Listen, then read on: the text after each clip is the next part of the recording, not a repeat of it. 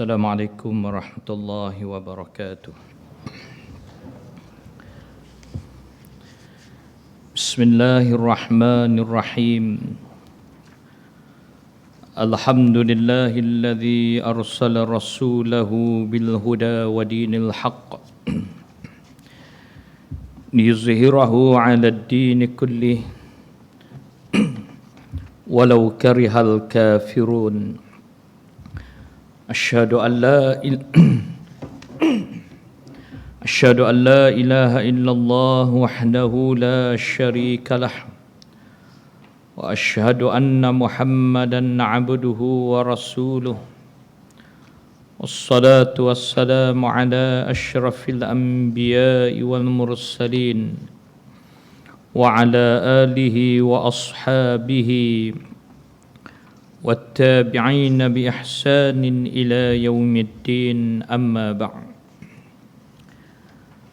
Muslimin yang dirahmati Allah Subhanahu wa taala, alhamdulillah, bersyukur kehadrat Allah Subhanahu wa taala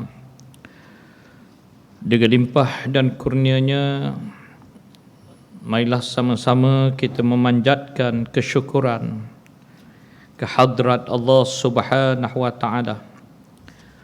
Mudah-mudahan kehadiran kita pada malam ini dalam majlis ilmu akan mendapat rahmah dan barakah di sisi Allah Subhanahu wa taala.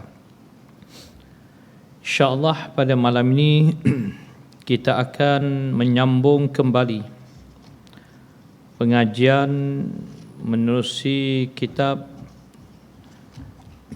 Hakikat Asy-Syaitan Ar-Rajim, bab yang ke-7, betul? Bab yang ke-7.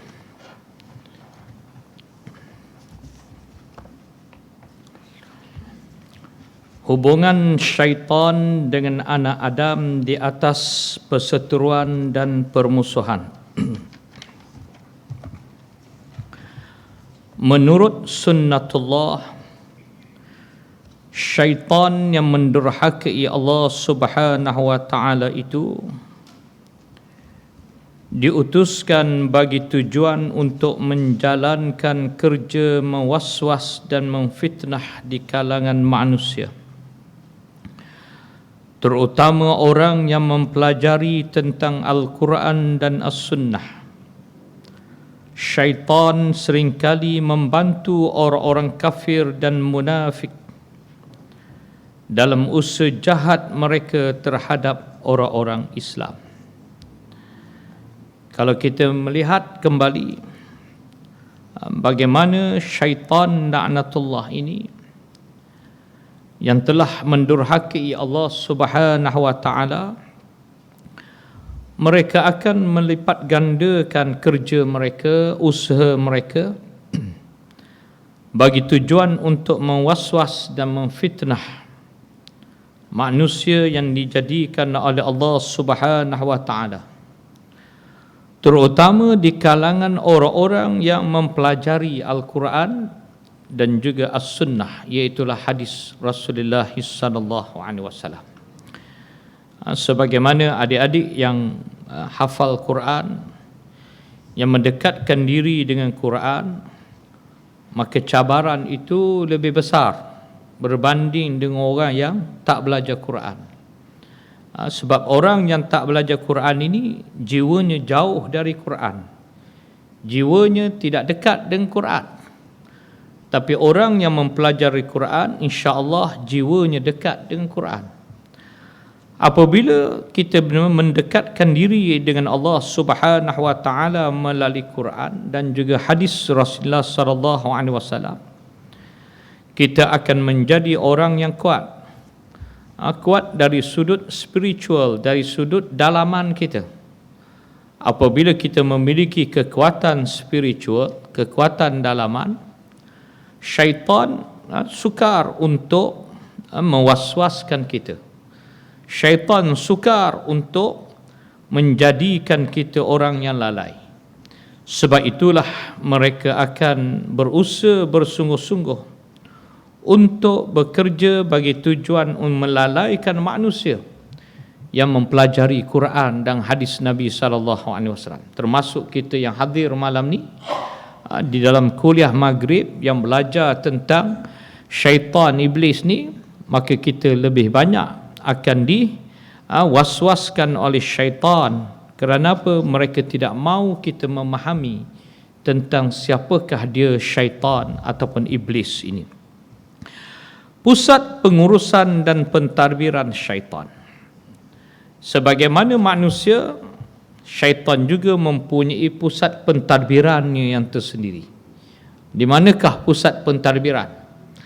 Kata kalau kita melihat di dunia ini, pusat pentadbiran kerajaan-kerajaan yang besar seperti Amerika Syarikat, dia dikenali dengan White House ataupun Rumah Putih. Begitu jugalah di tempat-tempat yang lain. Kalau di negara kita ni pusat pentadbirannya ialah Putrajaya. Begitu juga dengan Rusia dan sebagainya, dia ada pusat pentadbiran. China dan sebagainya, dia ada pusat pentadbirannya. Begitu jugalah dengan iblis laknatullah yang mempunyai pusat pentadbirannya. Cara syaitan memusuhi manusia adalah melalui pusat perancangan jahat mereka yang dilakukan secara tersusun di bawah pimpinan iblis dan tentera-tenteranya. Mereka selalu menyelinap masuk melalui darah manusia dan tempat kediaman manusia. Kita lihat bagaimana iblis laknatullah ini, mereka akan menjadikan aliran darah kita, darah yang ada di dalam badan manusia itu sebagai laluan dia untuk masuk ke dalam badan kita. Setiap manusia boleh dimasuki oleh syaitan ni, yang dikenali dengan jin.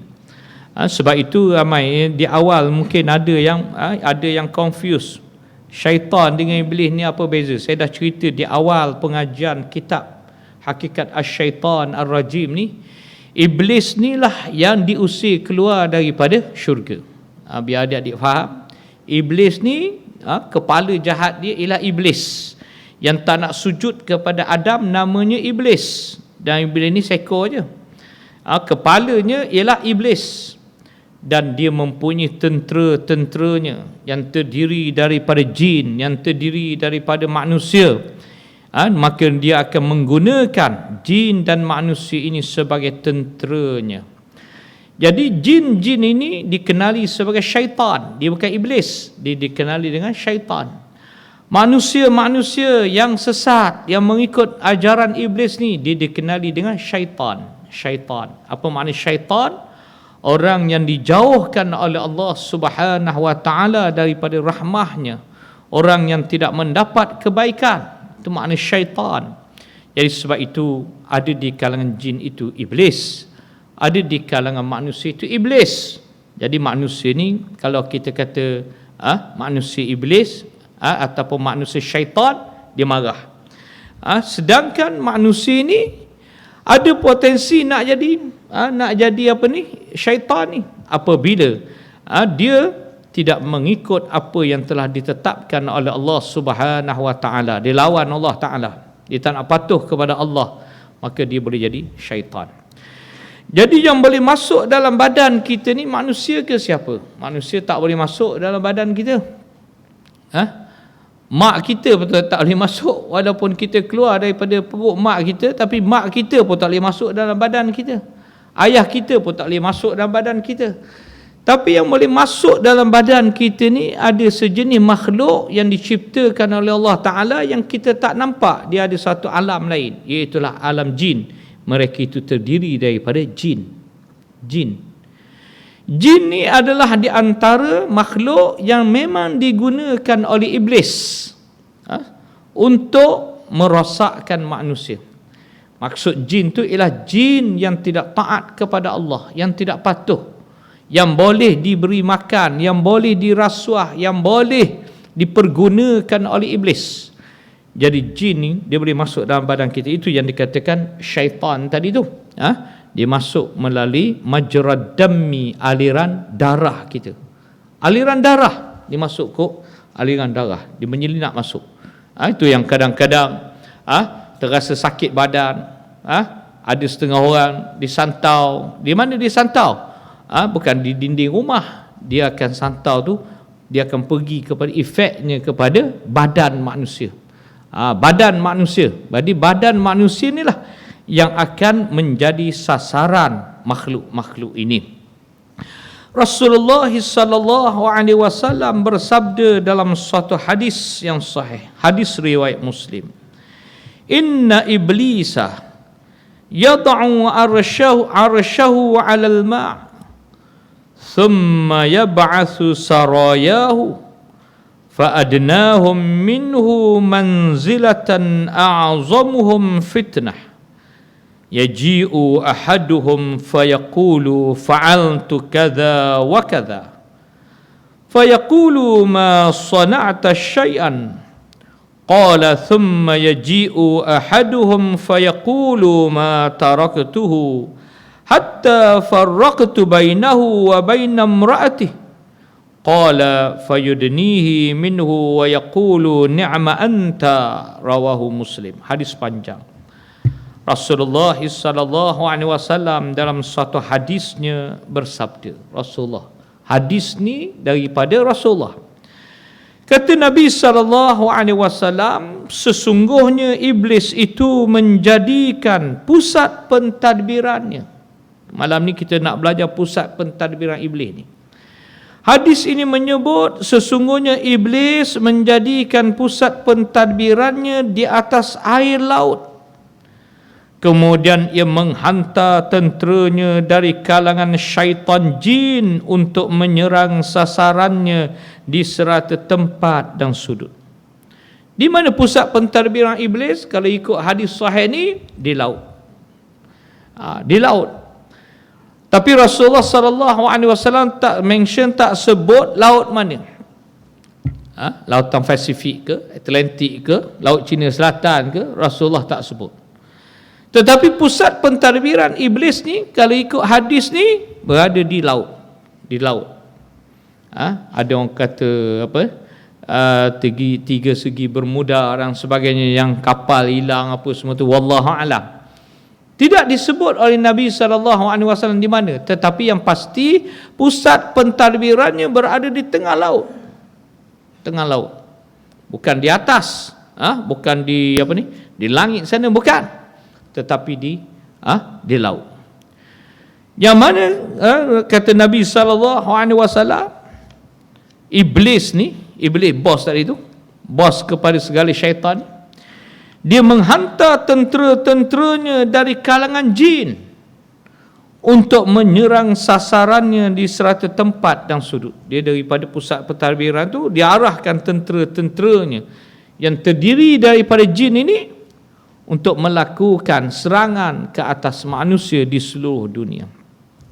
Lalu kata Rasulullah, hadis sahih riwayat Muslim, Rasulullah menceritakan lagi, maka yang paling rendah peringkat di kalangan mereka di sisinya ialah yang paling bahaya fitnahnya, di mana sewaktu tenteranya mengemukakan laporan kerja masing-masing, terdapat salah seekor jin itu berkata, aku berbuat begini dan begini.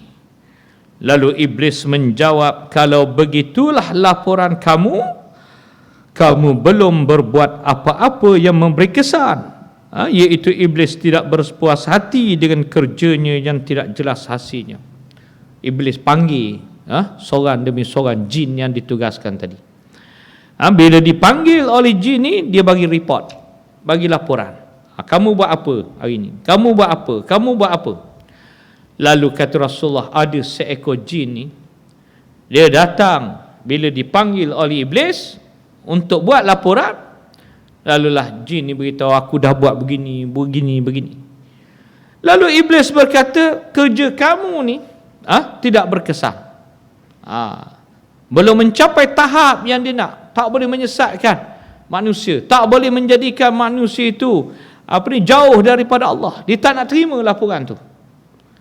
Dia tak berpuas hati. Macam kita lah, Bila bos panggil bagi report, bagi laporan, kita bagilah. Ada yang bos terima, ada yang bos tak terima, ada yang bos puas hati, ada yang tak puas hati, kan? Lalu muslimin yang dirahmati Allah, lalu bila yang seko ni, iblis tak puas hati laporan dia, begitulah hari-hari keadaannya.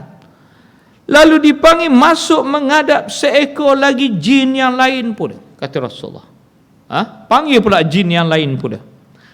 Lalu berkata, lalu dalam report dia tadi, aku menipu anak Adam dan aku tidak meninggalkan mereka sehingga aku berjaya supaya berlaku persetujuan, supaya berlaku perceraian di antara suami dan isteri.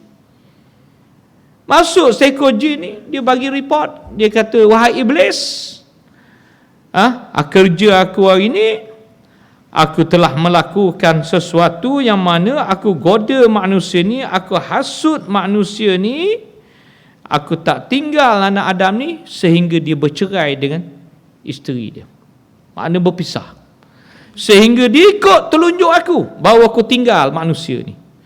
Selagi mana dia tak patuh kepada arahan aku tak tinggal manusia ni. Aku akan duduk dengan dia, aku akan hasut, aku akan buat sesuatu sampailah dia ni bercerai-berai, sampailah dia ni macam-macam lah. Tak salat subuh, sampailah dia ni macam-macam lah. Makan rasuah, sampailah dia ni bla bla bla bla. Maknanya dia buat benda yang bertentangan dengan Allah, baru ditinggal manusia tu. Bila iblis mendengar laporan itu, lalu jin itu mendapat persetujuan daripada iblis. Ia masuk mendekati iblis, lalu iblis berkata, inilah tindakan yang betul dan berjaya dan beginilah yang aku mahu. Iblis puji, ini yang aku nak, kata dia. Kamu jangan lari daripada manusia ni selagi mana dia tak rosak. Tunggu dia sampai hancur, sampai dia rosak, sampai dia ikut kita, baru kamu lari. Dia mendapat pujian daripada iblis. Hadis ini bukan dicerita oleh orang lain, tak. Hadis ini dicerita sendiri oleh Rasulullah sallallahu alaihi wasallam. Martabat hadis ni ialah sahih yang diriwayatkan oleh Imam Muslim. Martabat hadis ni terlalu sahih, bukan hadis dhaif. Hadis sahih yang menceritakan yang pertama, pusat pentadbiran iblis ni di laut, di lautan. Yang kedua, dia ada tentera-tentera dia yang terdiri daripada jin, sebab manusia dia tak boleh pergi ke tengah laut tu. Pergi mancing boleh, nak jadi tentera iblis duduk tengah laut, satu kerja lah, tak jadi, kan? Manusia ni kerja dia di bumi, jadi dia tentera iblis di bumi ni, di daratan ni. Jin tak apa, dia boleh terbang, dia boleh pergi ke mana-mana. Lalulah yang kedua, dipanggil ada tentera-tentera yang terdiri daripada jin. Dan yang ketiga, adanya laporan harian yang dilaporkan oleh jin ini kepada iblis, laporan harian. Yang keempat, apa dia? Jin itu hendaklah memastikan, syaitan taklah jin ni syaitan lah, memastikan manusia itu mengabaikan tanggungjawabnya kepada Allah, barulah jin tu boleh tinggal manusia tu, baru boleh lari. Kalau selagi mana dia manusia itu tak rosak, selagi mana manusia itu tak lalai, selagi mana manusia itu patuh kepada Allah, dia tak lari, ditunggu. Sebab itu makin besar serban kita, makin kuat jin duduk kat kita, syaitan duduk kat kita. Makin kuat ibadah kita kepada Allah Ta'ala, makin kuat dia duduk kat kita. Ada setengah orang tu kuat sangat ibadah sampai tak sembahyang Jumaat, sesat. Ada kata, saya tahajud 40 malam tapi sembahyang Jumaat tak, sesat. Sebab apa? Sembahyang Jumaat tu wajib, tahajud tak wajib. Boleh beza tak? Ada kata, macam mana ustaz boleh kata dia sesat? Iyalah sesat lah. Tahajud tu sunat, sembahyang Jumaat tu wajib. Kan kita dah, kita sendiri pun dah confused. Macam mana ni? Itulah permainan syaitan, iblis. Permainan syaitan dan iblis menyebabkan kita ni lalai, lupa mana yang diwajibkan oleh Allah, mana yang disunatkan. Macam-macam hal manusia ni sehinggalah menjadi suatu permainan. Kalau kita lihat hari ini, dalam dunia hari ini, ada di kalangan orang-orang yang dianggap alim tetapi melakukan perkara-perkara yang bertentangan dengan syariat Allah Subhanahu wa taala. Jangan ikut. Kalau dia lari daripada Quran hadis, jangan ikut. Bahaya.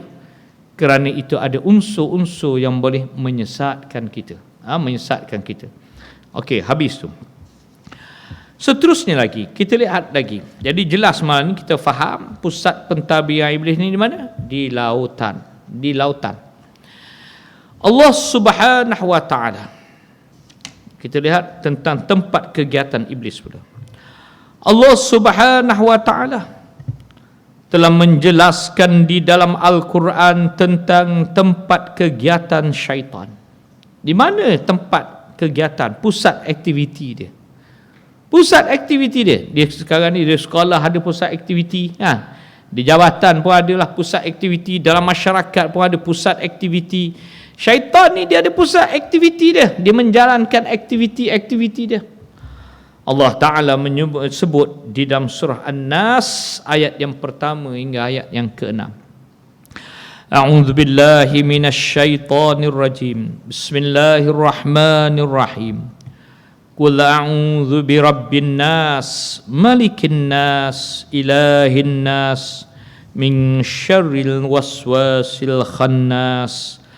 Alladhi yuwaswisu fi sudurin nas minal jinnati wan nas. Maksudnya, katakanlah wahai Muhammad, aku minta berlindung dengan Tuhan pencipta manusia, Tuhan yang selaku raja kepada manusia, Tuhan yang selaku sembahan manusia dari kejahatan syaitan yang bernama Al-Waswas Al-Khannas, iaitu yang sentiasa mewaswaskan manusia apabila ia lalaikan Allah dan mengelak darinya apabila ia mengingati Allah, yang selalu mewaswaskan manusia dari dalam dada, yang mana syaitan itu terdiri daripada jin dan manusia. Surah An-Nas ayat yang pertama hingga ayat yang ke-6. Ayat ini menjelaskan kepada kita bagaimana Allah Ta'ala menyatakan kepada Nabi SAW supaya Rasulullah SAW meminta berlindung kepada Allah daripada apa? Daripada syaitan ini. Qul a'udzu birabbin nas, aku berlindung dengan Tuhan pencipta manusia. Malikin nas, Tuhan bagi Tuhan, Tuhan selaku sembahan manusia, Tuhan yang selaku raja kepada manusia. Ilahin nas, Tuhan selaku sembahan manusia. Minta berlindung apa? Minta berlindung daripada min syarril waswasil khannas, daripada kejahatan waswas dan khannas. Ada dua yang melalaikan. Kita biasa terjemah daripada kejahatan waswas dan yang melalaikan. Sedangkan di situ kita tak faham apa makna daripada waswas dan melalaikan ini. Sedangkan di situ ada dua ekor jin. Dua ekor jin. Al-Waswas nama jin, Al-Khannas nama jin. Bila kita tak belajar betul-betul tafsir Quran, kita akan terjemah ikut tafsir, ikut ayat terjemahan lah. Daripada kejahatan waswas yang melalaikan. Itu je, setakat tu. Setakat tu. Apa poin yang kita dapat daripada jangan waswas, jangan melalaikan? Itu je. Apa ni? Sebenarnya yang kat sini ni al-waswas ni isim ma'rifah. Apa dia al-waswas? Nama jin, syaitan. Nama dia al-waswas. Fungsi dia apa? Fungsi dia mewaswaskanlah, meragukan kita. Yang kita terjemah dalam tafsir tu maknanya yang meragukan, yang mewaswaskan. Jadi kita ni jadi waswas. Nak buat tak nak buat? Ya nak buat tak nak buat. Jadi kita ni tak yakin. Waswas. Jadi ada seekor jin namanya Al-Waswas, kerjanya mewaswaskan kita. Kita kena faham, Al-Waswas itu ialah jin disebut oleh Allah, setan tadi. Yang kedua ialah Al-Khannas. Apa makna Al-Khannas? Itulah jin yang berperanan, yang mana apabila kita ni dah diwaswas tadi kan, kita ni tak betul ni, aku kena solat ni kan, dekat nak habis waktu dah ni. Lalu Al-Khannas datang, okey, semayang lu. Okey, teruskan, semayang. Dia datang untuk meredakan. Lepas tu kita lalai balik, Al-Waswas masuk balik. Waswas masuk balik. Bila kita nak sedar sikit kan, ini kerja setan ni, okey, tak apa. Zikir. Siapa suruh zikir? Al-Khannas. Dia main tarik tali. Al-Khannas ni dia main tarik tali. Dia umpan, dia tarik untuk kita lalai balik. Lepas tu kita lalai balik, Al-Waswas masuk balik.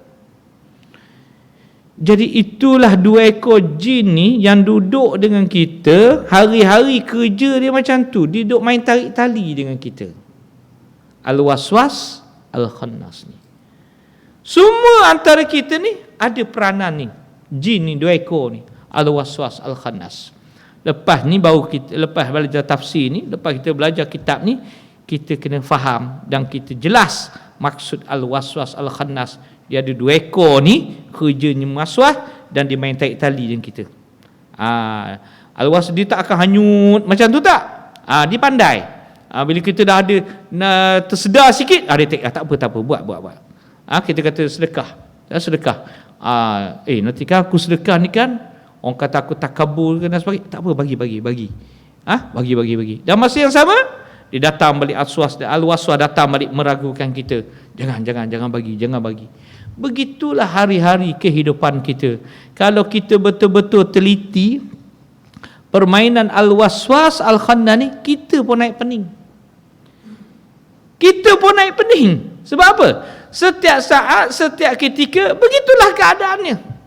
Ada setengah orang tu dia lalai sampai habis. Bila lalai sampai habis, Al-Khannas biar relax. Al-Khannas tak apa-apa tengok. Lalai sampai habis, tak sedar. Tapi bila kita sedar, Al-Khannas mula masuk. Dia masuk peranan. Kita boleh pertimbangkan dalam diri kita dan kita boleh lihat sendiri keadaan itu dengan ayat yang disebutkan oleh Allah Subhanahu Wa Taala ni. Faham maksud ayat ni? Lepas tu Allah Taala sebut lagi, Al-Waswas, Al-Khannas ni dia duduk kat mana? Di pusat aktiviti dia, pergerakan ini di mana dia duduk? Alladhi yuwaswisu fi sudurin nas. Dua ekor jin ni kata Allah Ta'ala, dia akan duduk mewaswaskan manusia fi sudurin nas ni, di dada manusia. Bukan di otak, bukan di tangan, tapi duduk mana? Di dada. Fi sudurin nas, sini, di dada. Sedangkan di sinilah adanya al-qalbu. Dia katakan hati. Rasulullah kata ada segumpal darah tu kan. Kalau baiklah dia, maka baiklah seluruh anggota badan. Kalau jahat dia, maka jahatlah seluruh anggota badan. Apa dia? Wahya al-qalb, kata Rasulullah. Dia adalah hati. Ni, sini. Hidup sini. Dia kontrol kita ni kat sini. Di sinilah niat kita, di sinilah bermulanya. Kita nak buat sesuatu, sama ada baik atau buruk di sini. Dia duduk kat sini, kata Allah Ta'ala. Allah beritahu. Yang mana kata Allah Ta'ala, minal jinnati wan nas. Yang mana manusia ni, seorang manusia ni, dia diancam pula yang terdiri daripada jin dan manusia. Yang dalam jin duk main ni, yang luar manusia. Yang luar ni, mak tahu ya buatlah mak, kita muda lagi. Ini ni penghasut duk kat luar pula dia manusia. Tak payahlah solat ni kan. Kemudianlah jin dia cakap, tak, kawan kita itulah yang termasuk dalam ayat ni, yang duk hasut kita, yang duk goda kita. Sebab apa? Sebab perangai di setan. Cerita mudah-mudah macam tu. Yang 2 ekor ni duk ada dah ni, duk main ni. Tahan ke kita? Luar manusia ni yang berperanan macam-macam. Ambil lah, tak apa kan? Tak apa ambil, menipu-tipu, tak apa tipu. Nanti tobatlah. Siapa? Ni manusia, kawan kita. Kadang-kadang majikan kita, kadang-kadang isteri kita, kadang-kadang suami kita, kadang-kadang anak kita, kadang-kadang rakan kita, jiran kita. Habis dia peranan. Jadi akhir sekali siapa rosak? Kita rosak. Kita kata jiran kita tak rosak, dia cara dia pula. Kawan kita tak rosak, kawan kita cara dia pula, setan. Jadi pendek kata, kita semua ni kena tipu di syaitan. Kita semua. Inilah yang diceritakan oleh Allah Subhanahu Wa Taala bila kita pergi dengan lebih mendalam memahami tentang hakikatus syaitan, kita akan dapat melihat permainan ini. Kita akan dapat melihat permainan ni. Ayat ni hari-hari kita baca, tapi kadang-kadang kita tidak boleh memahami dan menghayati macam mana ia berperanan dan berfungsi. Sebab kita tidak mengenali hakikatus syaitan tadi, hakikat syaitan tadi. Demikianlah kedudukan syaitan dalam tubuh badan manusia, seperti yang telah dinyatakan oleh Allah Subhanahu Wa Taala dalam Al-Quran. Syaitan yang dikenali dengan al-waswas seringkali mewaswas manusia atau membisikkan ke dalam dada manusia dengan sifat waswas, supaya manusia lalai terhadap Allah Subhanahu Wa Taala setiap saat. Macam mana cuba kita bayangkan muslimin sekalian? Setiap saat dia datang mewaswaskan kita. Bukan maknanya sejam datang balik, tak, setiap saat. Macam mana keadaan? Bukan maknanya 24 jam rehat, 24 jam lagi okey, tak, setiap saat. Sebab itulah kita memerlukan kekuatan iman dan taqwa yang mantap. Lepas tu lagi, manakala Al-Khannas pula, jin yang Al-Khannas pula bertindak mengelak dari usaha waswas dengan cara mengendorkan sedikit yang saya cerita tadi. Okey, tak apa. Dia cool down. Tak apa, okey. Nak buat tak apa. Buat sikit tu. Cara dia main. Al-Khannas. Apabila seseorang itu kembali ingatkan Allah, kita ingat, okey dah ni kan. Tetapi akan bertindak menyerang kembali apabila mempunyai peluang dan ruang untuk terus menerus mewaswaskan seseorang itu ketika kelalaiannya. Penat. Kalau kita tengok balik kaedah yang setan ni main, kita jadi penat.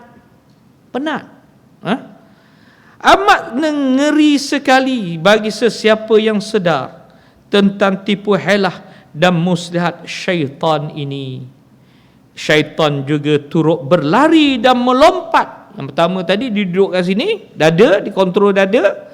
Syaitan juga berlari dan melompat di dalam badan anak Adam menerusi aliran darah yang mengalir di dalam tubuh anak Adam, sebagaimana yang disabdakan oleh Rasulullah sallallahu alaihi wasallam, inna syaitana yajri fi bani Adam majrad dammi, rawahu al-Bukhari wa Abu Daud. Maksudnya, sesungguhnya syaitan itu, kata Nabi, berlari dalam diri anak Adam menerusi urat ala aliran darahnya. Dia duduk main dalam darah ni, duduk masuk, duduk masuk dalam aliran darah.